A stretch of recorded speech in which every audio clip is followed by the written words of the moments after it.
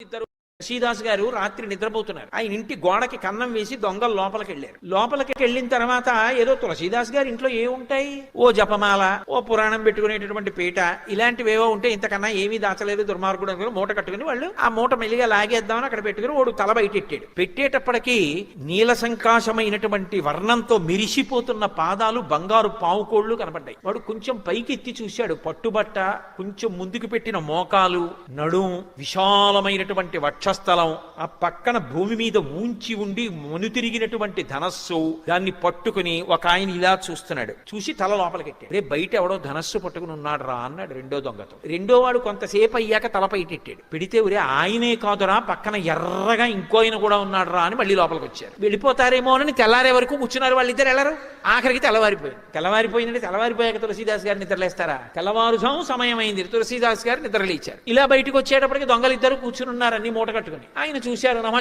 చౌరాయిచ శిష్ప్యాయిచ భేన్యాయిచ శకత్యాయిచ ప్రవాహ్యాయిచ. దొంగలో కూడా ఈశ్వరుణ్ణి చూస్తారు. ఆయన అన్నారు, అయ్యయ్యో అదేమిటి అలా మూట కట్టు కూర్చున్నారు, వెళ్ళిపోయారా అన్నారు. ఆ పాటి ఇంగిత జ్ఞానం మాకు లేక కాదు. బయటికి ఎడదామంటే ఇద్దరు నించున్నారు. ఒకడు నల్లగా ఉన్నాడు, ఒకడు ఎర్రగా ఉన్నాడు. రాత్రంతా నించునే ఉన్నారు. పైగా చేతిలో కోదండాలు ఉన్నాయి. ఇలా చూస్తున్నారు. కానీ ఎంత అందంగా ఉన్నారు. అలా చూసిన వాళ్ళ అందం ఏమిటో అలా ఉంది. ఎవరు వాళ్ళని తులసీదాస్ గారిని అడిగారు. తులసీదాస్ గారు బోర్న ఏడ్చారు. ఇంతోటి నా పురాణ పీఠం ఆచమన పాత్ర కోసం రాత్రంతా నించున్నారా రామలక్ష్మణులు ఇద్దరు.